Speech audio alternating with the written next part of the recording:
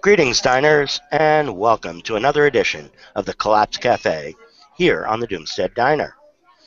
Today, we're doing a special anniversary edition for the Collapse Cafe broadcasts, and I'm welcoming back two of my favorite bloggers and friends, Gail Tverberg of Our Finite World and Hugo Bardi of what is now called Resource Limits, used to be Cassandra's Legacy. Yep. And he renamed the blog. And we're going to talk a little bit about what's gone on in the last year since we first initiated the Collapse Cafe podcasts and videos, and where we're going from here as things progress along the Collapse Highway on the energy and economic levels. It's been a very big year for the diner. We started the year ranked somewhere in the millions on Alexa, and now we're around 55,000 in the fascist states of America, as I like to refer to it, and rapidly climbing the charts there, so to speak. 75,000 page views a day. So our message is starting to get out to more people, and we have quite a bit going on the diner. Lots of articles to read, and the podcast, as I said, I have just started over the last couple of months doing monologues. I call them the Frostbite Balls Daily Rant, and those appear 2 or 3 times a week on the diner, and you can hear those. And then over the last year, we've been working behind the scenes on another project called Sustaining Universal Needs, or SUN for short. It's at sunforliving.com.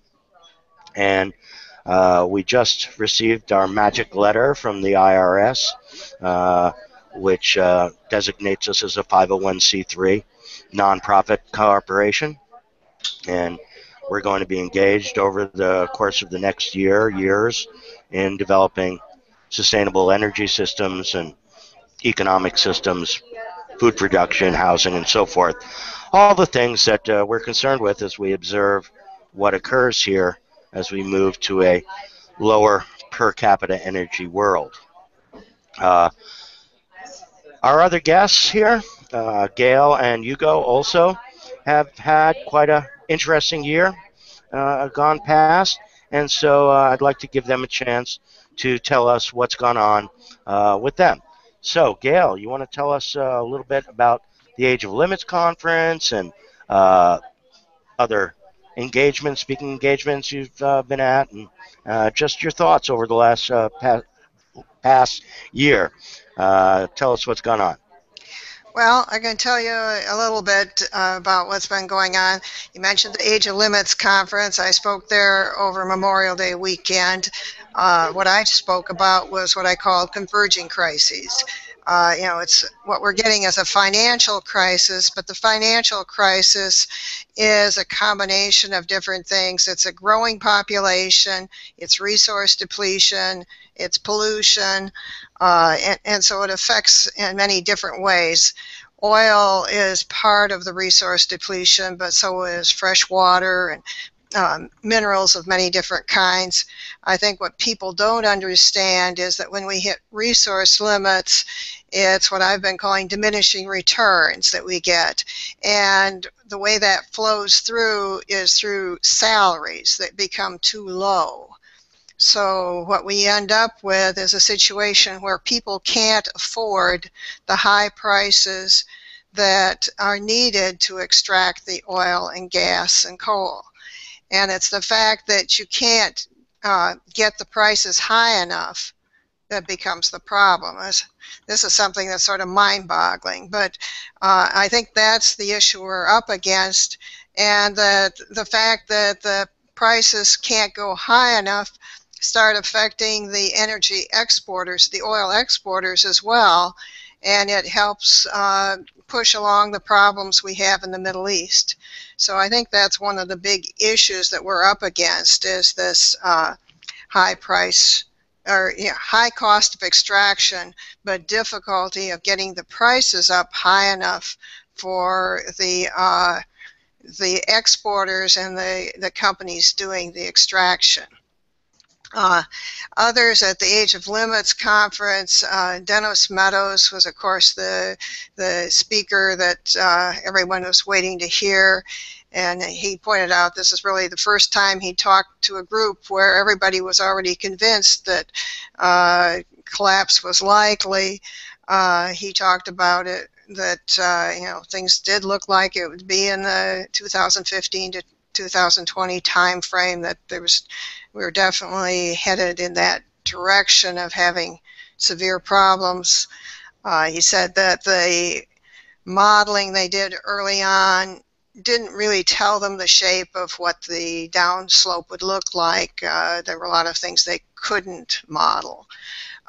We heard Dmitry Orlov talk about how sustainable communities had worked in the past, and it was fairly different from what some people had thought about. Here he was talking about groups that were not groups, they weren't the ones that go together to put together a community, buy up a plot of land, and they're intentional communities. It wasn't the intentional, it was what he called the unintentional communities.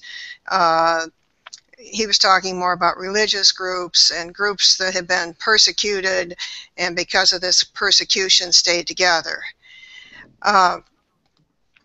So at any rate, but he gave a very interesting talk. Al Bates talked a little bit about the history of some of the sustainability kinds of things.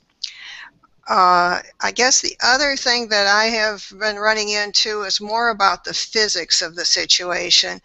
And the physics thing that has come up is that civilizations look to be complex adaptive systems.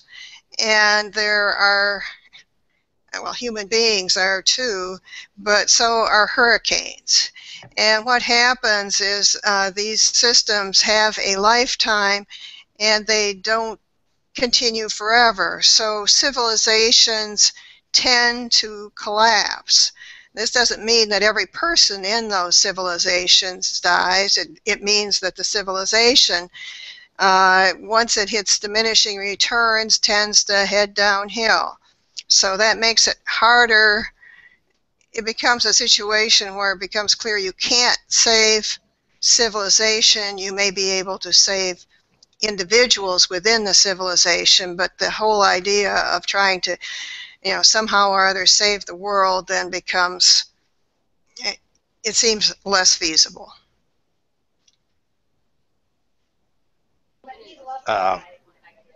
Yeah, just had to get my mic back on. Um, I'm muting myself while you guys are speaking because the coffee shop here sometimes gets pretty loud. They turn on the blender for the cappuccinos and fraps and all the rest of that. So before I start talking again, I have to flip my microphone back on. And yeah, I've been observing the thermodynamic aspects, the physics aspect of this, and how that relates to the money supply. I recently completed a 4-part article called The Money Valve, analyzing this problem from the energy perspective and where it's going, how our civilization is organized, how our monetary system is organized based on this. And it's a dissipative system, and that's what it does. It takes the energy flow that's moving downhill, and monetary system mediates that. But, you can't make resources by creating more credit and more debt. That just does not work. And with that thought, Hugo Bardi, I believe, recently completed a book called Extract that looks at some of the problems we're having as far as our resource depletion. So, Hugo, you want to tell us about that? Yes, we recently completed this project, a book titled Extracted, published by Chelsea Green.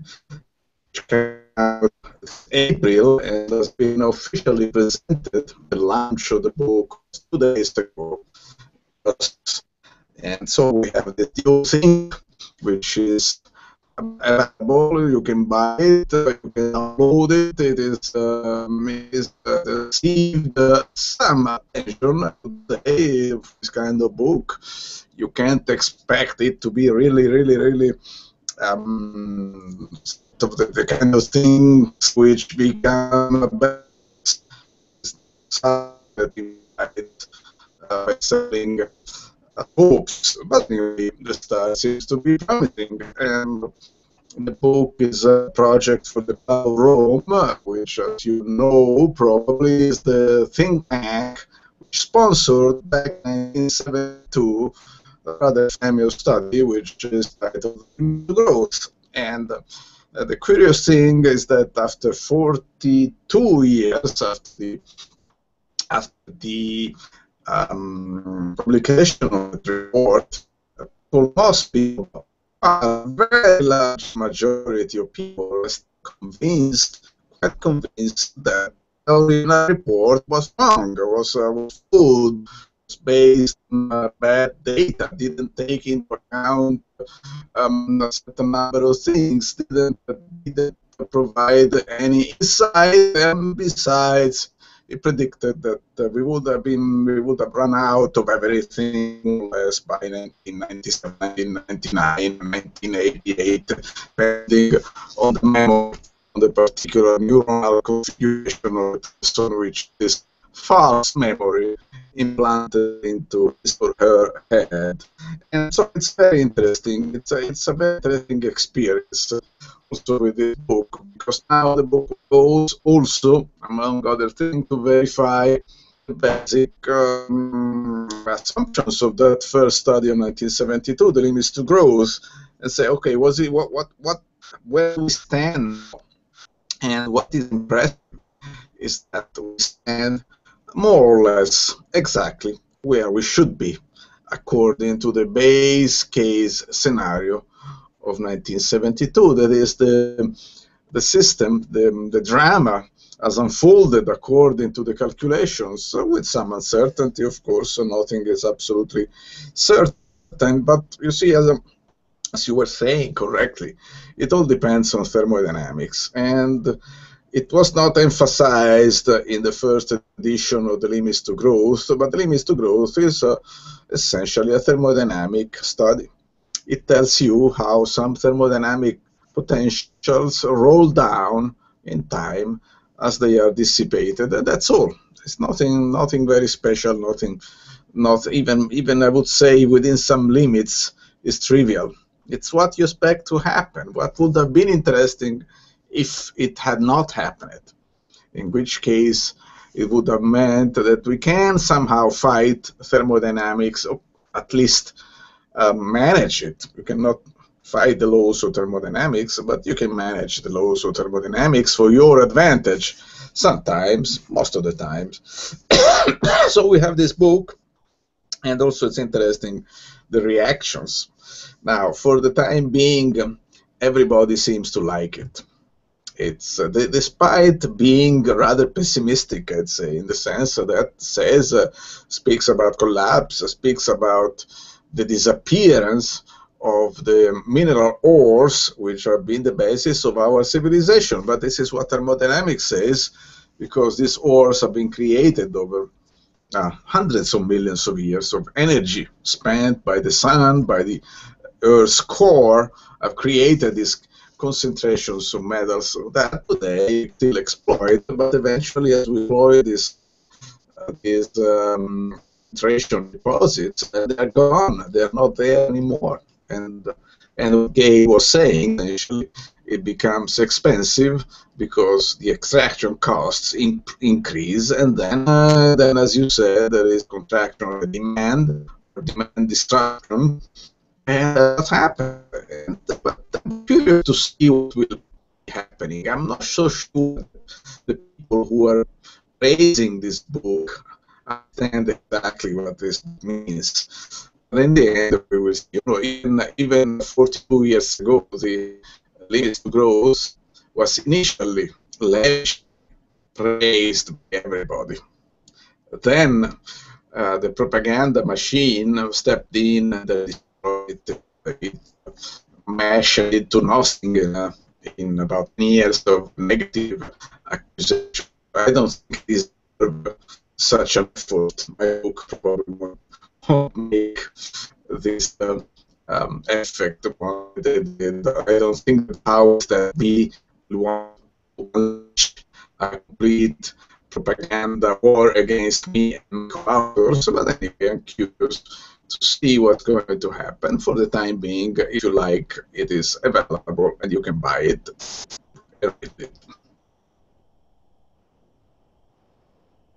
Okay. So that's a little bit about the limits to growth, and one of the aspects of it, or I know recent modeling that you've done, Hugo, was to create what you called the Seneca Cliff, and in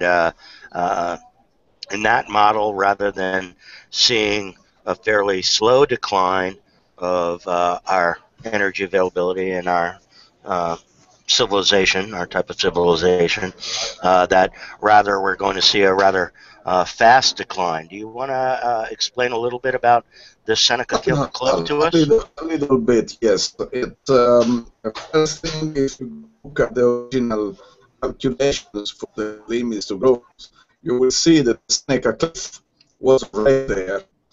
They didn't pull it, the Seneca Cliff, but they didn't note that too much, but you could see that the curves will grow up slowly and then fall down very rapidly. This is a phenomenon necessary for all systems. It's a typical phenomenon of it was Gail who was saying that several negative factors, when they start acting, they start all together and they bring down the system very fast. In my calculation, you can see it very easily. It's a long and complex solution to see what this phenomenon is, but it is very clear that it can happen in simple because resources and the economy. The economy consumes no renewable resources, and that's it. Then nothing happens. Then you have a curve that goes up and down symmetrically. It is the classic curve. But that happens only for very simple systems. What happens is real systems have a certain networking capacity, and they allocate resources in ways which sometimes are optimal, sometimes are suboptimal, and sometimes are negative. But to call this intuition by Joseph Enter, who was speaking on diminishing returns complexity, is a remarkable intuition. Tainter is not a modelist. He is not a system dynamic scientist, but he has this very good intuition. He says some resources are allocated to useless tasks like bureaucracy, or generate things that you would not like to have, they do, like pollution, or things like you think are useful, but they are not, like an army with which you can go to war. And all these things are a tremendous burden on the economy. And as soon as the natural resources into the economy starts diminishing, these non-producing assets keep drawing resources from the economy, and they bring it down very, very rapidly. That's what happens. And that's the Seneca collapse, because at that point the whole thing goes down extremely fast. You may have read this recent paper, which has been named the NASA-sponsored collapse study, which was not actually sponsored by NASA, but went with this name, and they arrived to the same result. Essentially, they divided the world into commoners, which work and produce, and elites, which consume only. And you see that if you add a section of the economy which only consumes and does not produce, then the system also shows Seneca collapse.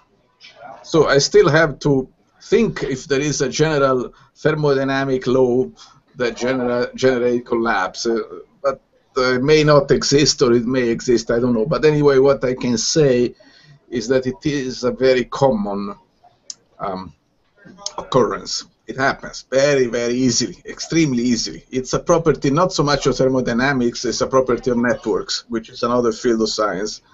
But it's very, very interesting, and I'm thinking about that when I sleep and trying to understand if I can make a model out of it. On the other hand, as the job I'm doing, it consists in making models and sometimes in writing books. So the two things go together. Then I'm already starting to think to my next book, but I still have to consider. So this is what I can say about the Seneca collapse. Okay, well, thanks for that and giving us a little bit of insight into how that works and why you tend to see more rapid types of collapse than what I guess John Michael Greer called a slow catabolic collapse. I'd be curious, Gail, if you could tell me if John is still holding on to that idea. He was at the conference, I know. One of the things I think we observe here is rapid collapse, and it may not necessarily be apparent here in the FS of A, but it is definitely apparent when you look around the world at some particular locations.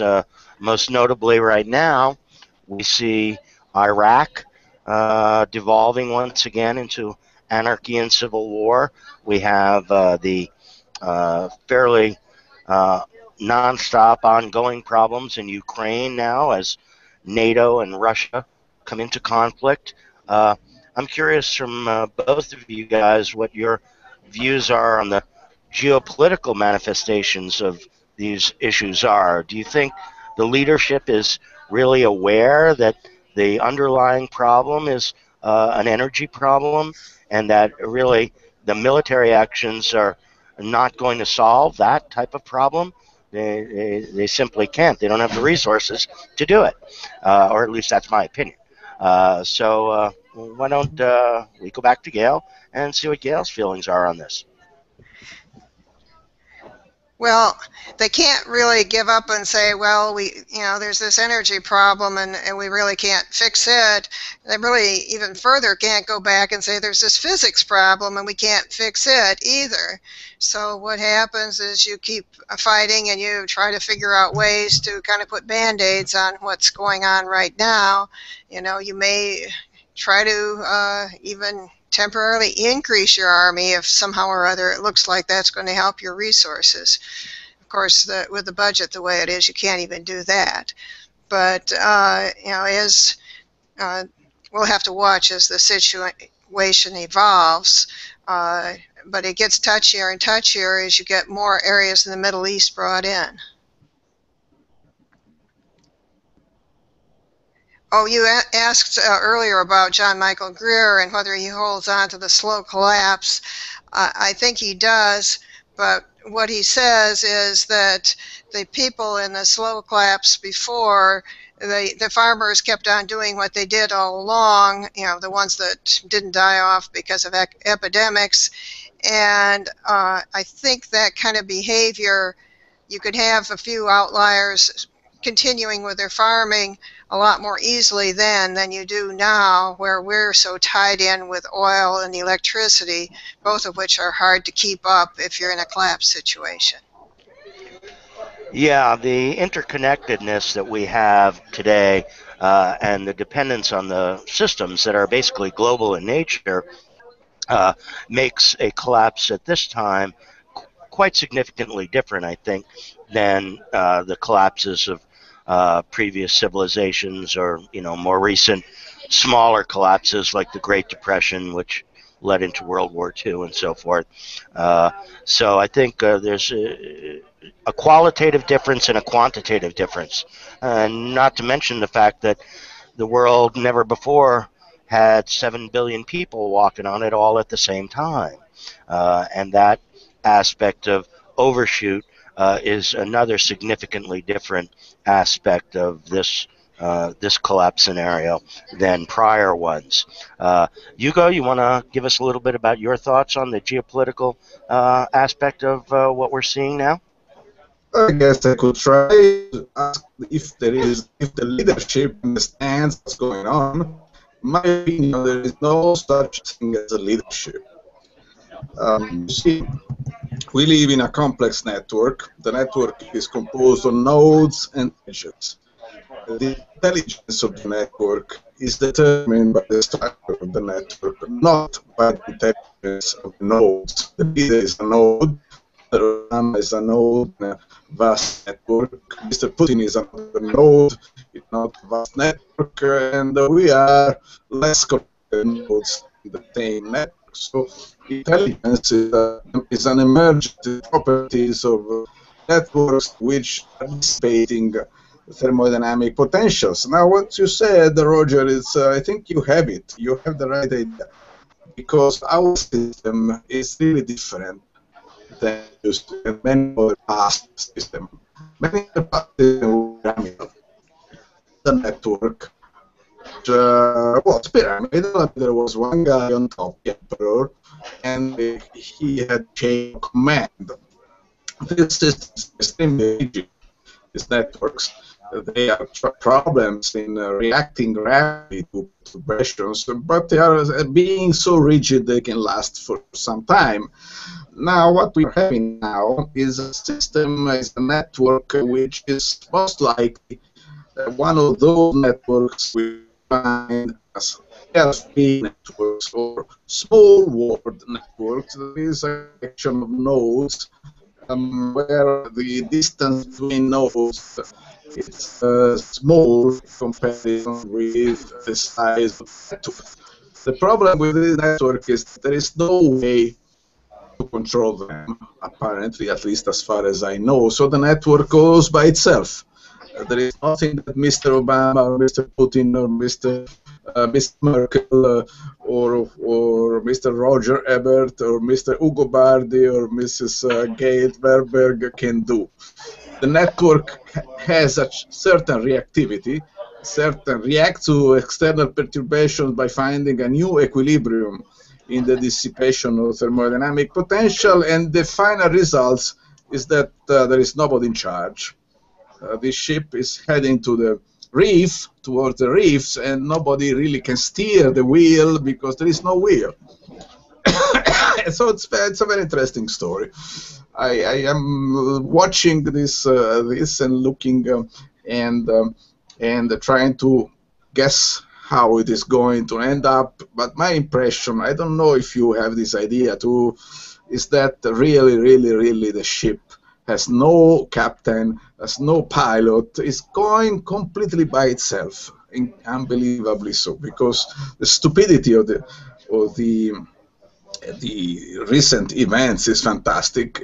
I mean, I call it stupidity because I compare it to the intelligence of a human being, but the intelligence of the network is what it is. You cannot expect the network to be as intelligent as a human being, and it will we will move according to what it can do. It may change, it may become more intelligent in the future, it may even develop some kind of consciousness, that is the capability of modeling itself, which also would be extremely interesting. It is what the NSA is doing right now, trying to model the network in a subnetwork, which it's not so clear what is going to happen. So for the time being, we are like a ball rolling down from a mountain. It goes down, something there. Well, the idea of the network gaining consciousness and Skynet going live and all that good stuff, straight out of a Ray Kurzweil nightmare, in my opinion, I don't think it's highly likely. I think the network is going to collapse well before it has a potential of gaining sentience of any type. You don't And know.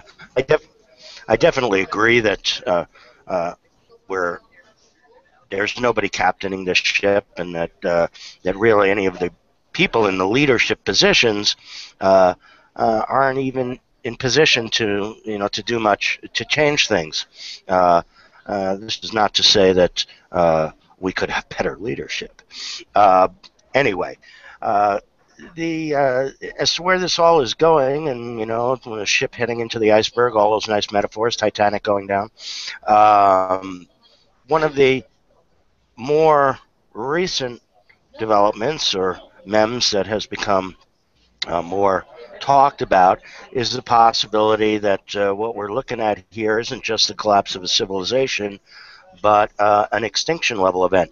And some people, like Guy McPherson of Nature Bacillus in particular, believe that this extinction could come as rapidly as mid-century. So you're talking about 35 years down the line here, which is mighty fast extinction by any stretch of the imagination. And so my thoughts, or my question to you guys is, how do you view this downspin? Do you think we're just in a fairly typical collapse situation of civilization? Are we reaching a bottleneck type event, such as the one that occurred after the Toba supervolcanic explosion, which left only about 10,000 human souls walking on the earth uh, to rebreed up? Or is this an extinction level event? It's certainly an extinction level event as far as many species are concerned already. Um, and many scientists look at it as the sixth great extinction. Uh, where do you see us going in that regard? And what do you feel like the potentials are? And for this one, I think I'll start with Hugo. Yes, we are in an extinction event. We are seeing species getting extinct in a very short time. Extinction is a very, it's not something that goes down a long descent. It's very, very rapid if you're thinking of years. On the other hand, we don't know what's going to happen. Of course, we have no idea. I know Guy Person and this naturopath last blog, which is a very interesting idea and concept. It is well done. Mr. McPherson knows very well his field, although he is not too sure about this to could happen by century. That could be. Anyway, the situation in any case is dramatic, absolutely dramatic, because everything is coalescing, everything is getting together to change things with a speed which we can't even imagine right now, because everything is moving faster and faster. So, natural resources, the climate change, ocean acidification, and a lot of things, but not necessarily. We're not necessarily going back. We may go forward. Depends what's going to happen. The whole metabolic system is geared to transform and to stock the energy potential generated by the sun. It has been doing that for 4 billion years, but in these 4 billion years, the system has learned how to process this thermodynamical faster and faster speeds, and this is mainly a result of more and more sophisticated networks of agents which operate on this thermodynamic potential. Now, if the trend continues at this speed, mentioning Ray Kurzweil's, but his vision, in my opinion, is a bit oversimplified. It's not just a question of artificial intelligence. It's much more complex than that. As I said, it has to do with the ecosystem network, because the ecosystem in itself is a network. It's a gigantic network of which our network as human beings is a section which is very important indeed. The ecosystem depends a lot on what we are doing, but the system is evolving rapidly, and it could have other jumps, metabolic jumps, and increase of gigantic factors, the processing capability that mean to transform the whole Earth into something completely different, which could be a creature which right now I think we cannot even imagine, but would have emergent properties, just like the human brain has emergent properties which go beyond those single neurons. So I would be careful to think that we go back we go extinct, or we go back to hunting and gathering, or just we go back to agriculture. It could be, but we have also other more exciting possibilities.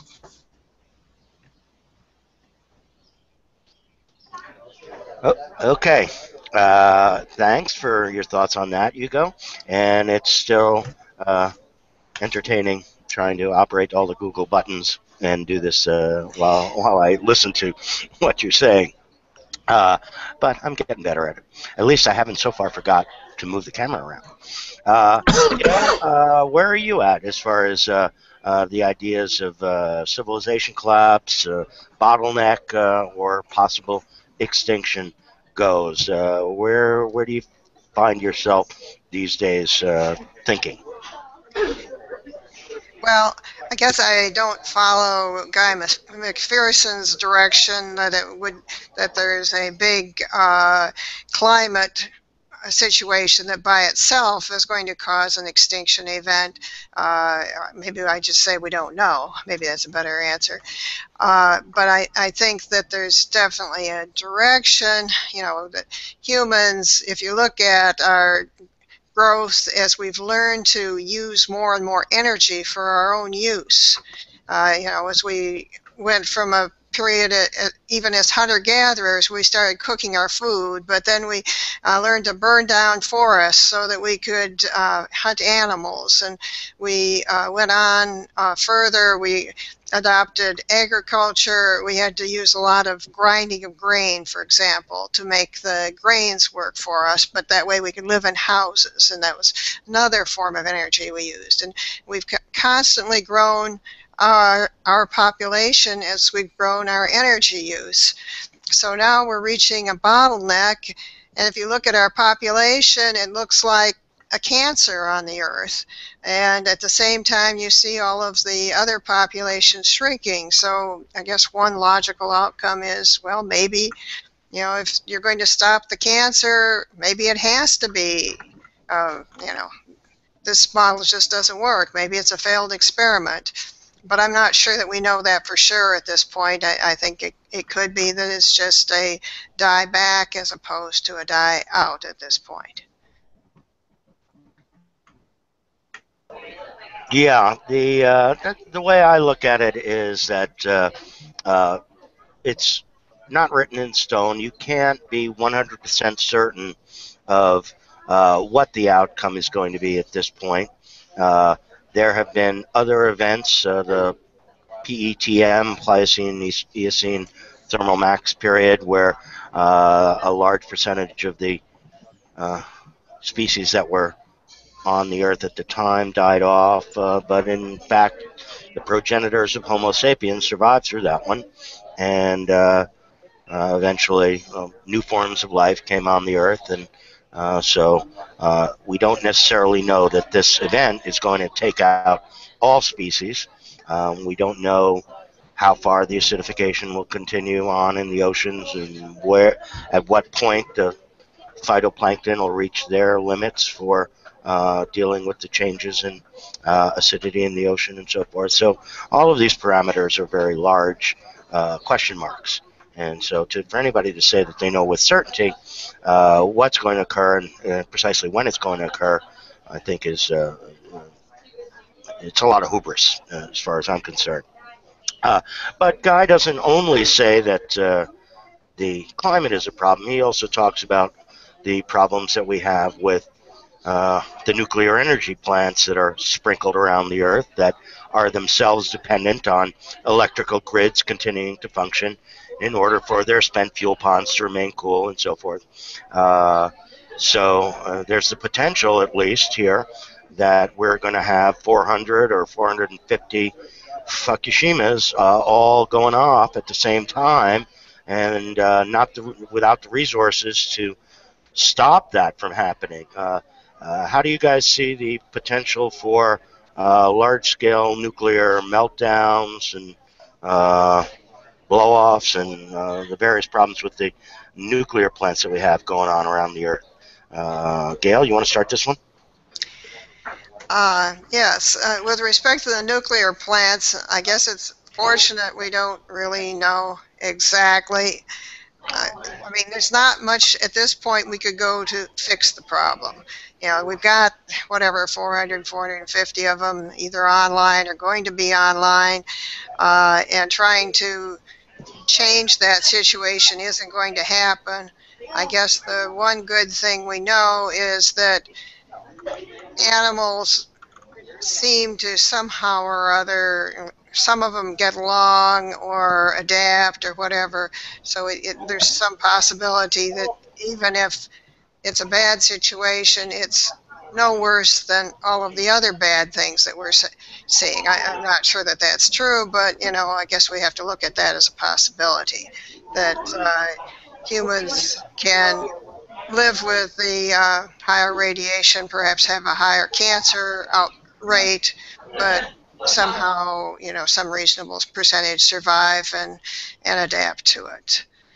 So I don't see it as necessarily being the thing that brings about an extinction event. Okay, I tend to, be more or less in the same area, and one of the things I look at is just uh, is even if that gets really bad, is it going to get really bad everywhere? Yeah. And does that mean we can not have any spots on the Earth that still might have, lower or tolerable levels of background radiation? Hugo, where are you at as far as the nuke plants are concerned? Well, it's an interesting question because if you combine a cliff, the Seneca effect, rapid decline, the economic and technological possibilities of the system, then you have about 600 nuclear plants active on this planet, 500 and more, 500 and 600, I think, which means that these plants could not be serviced anymore, could not be maintained, and they would probably go into down. That would be somewhat bad, I'd say, very bad. But it means Fukushima events on a period which could be a century or so. And we don't know the consequences could be, and I think they will not kill everybody on this planet, but only if you are relatively close to the plant. Then, unfortunately, is the result of this idea that maybe nuclear energy is a bit too complicated for our ability.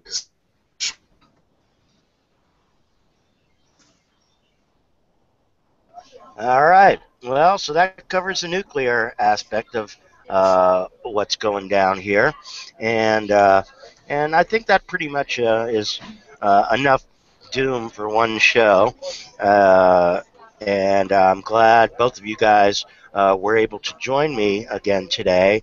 I'd like to give each of you a chance for a, you know, closing statement. Let us know what's going on with you in the coming months and what you're looking at doing, and where you think we're headed here as things go close up. So, Gail, why don't you start with the closing statement? Well, I think that we're headed into an interesting period. It's one of these situations where you don't really know which pieces don't work, but you know something isn't going to work. You know, it's not clear whether it's the Iraq situation that blows up or it's the financial situation by itself that blows up.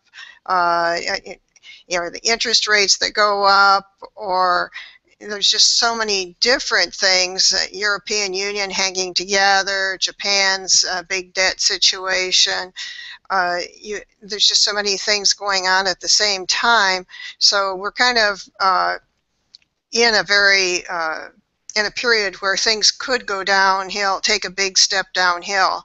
I don't expect everything to completely go down the Seneca cliff all at once. It's going to be steps, even if it is fast. But I think we are quite possibly going into a step down in the next year or two. It seems quite likely, one way or another.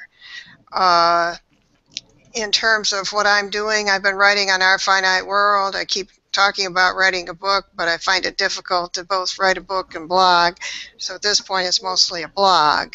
I have not been going around giving talks too much, except to some professional groups I've been involved with. So I don't have a lot of them to tell about. I do try to keep people posted on Our Finite World as to what goes on. I have a little corner over on the right that I sometimes indicate some things to besides the posts that I'm writing. Oh, and our finite world continues to have a very large following, and one of the nice things about that blog I really like is the care you take in terms of responding in the commentary. Not a lot of bloggers devote as much time to responding in commentary and whatnot as you do, and that makes our finite world, I think, significantly different from many of the other collapse blogs that are out there. Hugo, it looks like, had some trouble while we were in our closing here, and he was off. I think he's back now, but I I'm don't see back. his picture. Okay, well, I don't see your I'm back. picture, but Well, I you, don't know. Do you see me? No, let me try I don't know. again. Wait, let me. I see him. Oh, you see him? Okay. Yeah. Oh, there he is. Okay. Okay, So there I am. Hugo, So, why don't you give us your closing comments? well, it's fine. I mean, I think our job as researchers is to make models, write papers, write books. That's what we can do, and that's what I'm doing because I think it was Hemingway who said, "You write books not because you like doing that, not because you make money with that, not because you expect to affect people with doing that. You write books because you cannot avoid doing that." So I think that's what I'm doing. And if someone has a suggestion for the title of my next book, I will be happy to have it. Maybe from you, Roger. Maybe from you, Gail. I've been I got a considering. suggestion. Yeah, Why exactly. don't you call it Mousetrap? Mousetrap. Okay. Yeah, And now Mousetrap. to finish, I'm showing you, if you can see my image, a thermodynamic potential, which is a mechanical potential stored into the spring of this little mouse trap. Now, suppose you are a little mouse, you think it's a good idea to go close to this thermodynamic potential and to dissipate it, because it's the job of all thermodynamic potential to be dissipated. So you do that. Imagine there is some cheese here. This could be a little nuclear plant for the mouse-sized nuclear plant. And you touch this, ow, and the thermodynamic potential is dissipated. There you go. So the Mousetrap is here, and we're the mice. Uh, but in the meantime, those of us who are aware mice are doing the best we can to try to find means and methods of climbing down the thermodynamic hill uh, a little slower than just right all at once. With that in mind, on the Doomstead Diner, we have created our Sun Project, Sustaining Universal Needs, and we hope you'll visit us at that other website as well as at the doomsteaddiner.com or .net now, actually. And that site is at sunforliving.com. And We are talking about developing a Moodle education network to bring together people who are involved in permaculture and alternative energy solutions. And we would like to see you there. We'd like to talk to you. We're talking about developing intentional communities and otherwise trying to ameliorate what appears to be a very bad situation indeed. Uh, with that in mind, that's all to do. This time until next time, here on the Doomstead Diner. And thanks again to Hugo Bardi and Gail Tverberg. Bye bye, folks. Bye. Bye bye. Bye bye.